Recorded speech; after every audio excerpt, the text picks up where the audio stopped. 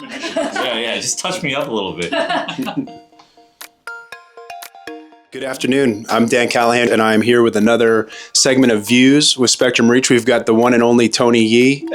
Tony, how are things? Things are great. I am the EVP of Business Development at Cadent, and I also help us market our platform to the industry as well. So we have a data platform, a DSP, a predictive DSP, and an SSP. That's great. How's that going? I know the Adherent acquisition's a little over a year old. Have the companies come together, and is the platform solidifying? It's been a lot of work, but it's been a lot of fun. They've injected a really strong culture within Cadent, and they've brought a lot of energy towards new data products and new capabilities that we didn't have. So you take Cadent's traditional models within linear as well as CTV, and then you add to that the predictive capabilities of this data-enabled AI DSP, and we now have a full stack of platforms that really produces incredible results. Yeah, it's amazing. I mean, it kind of tees up our first question here, right? With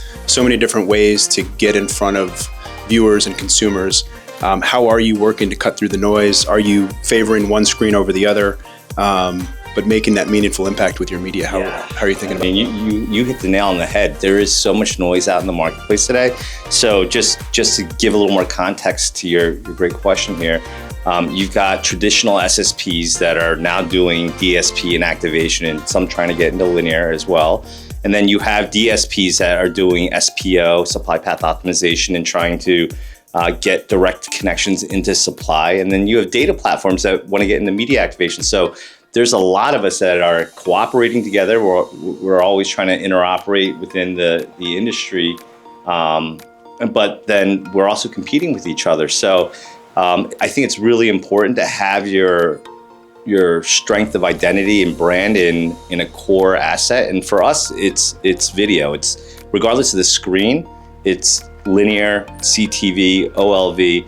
So that's our foundation, and that's what people know us for being a company that's very easy to work with and that is very performance oriented across screens. So, and you could confidently say you're planning and thinking about media holistically, omni-channel. Is that a fair assessment? Yeah, 1,000%.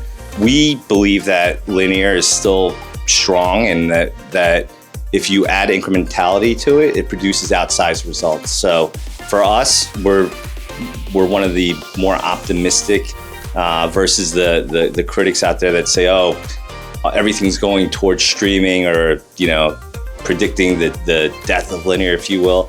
We don't see that as factual at all. Like, TV is TV. It could be on any screen in your living room. It could be through a cable box. It can be through IP. It can be on a tablet or a phone. For us, it's just about reaching the consumer the way they want to consume it.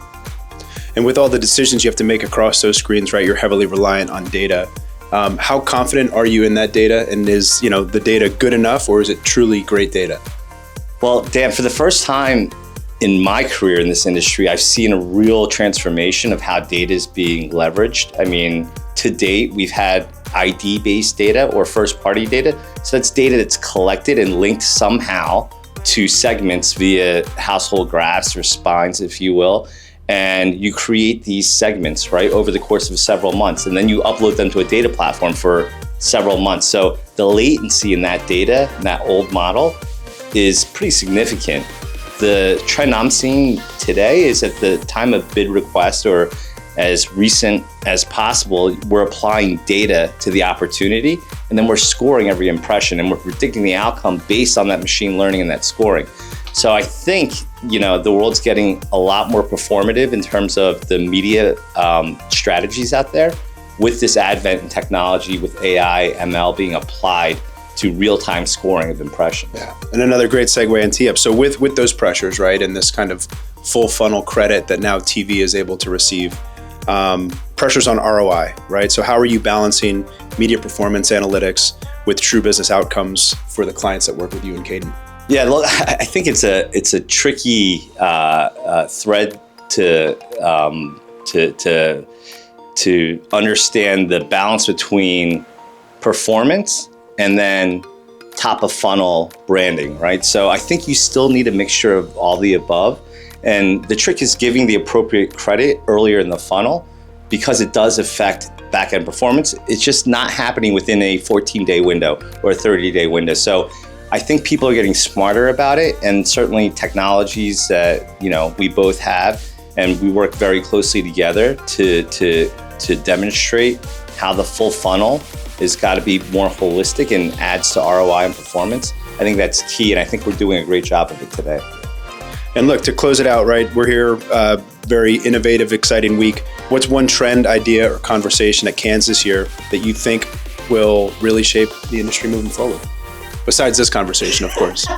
I think it's exactly what we just talked about. I mean, the last topic to me is the most exciting one, about how you cut through the noise, you understand the full funnel, and then you understand that there's new ways to apply AI and ML to old models that really improves, it raises all the ships, right, in our industry, right? So as people get better and better at applying ML and AI to data strategies, to operational back office functions, the whole industry should be getting a lot more efficient and a lot more performance oriented because of all these great advents in AI and ML. So thanks for joining us, Tony. Appreciate it. Thanks, Dan. A lot of fun.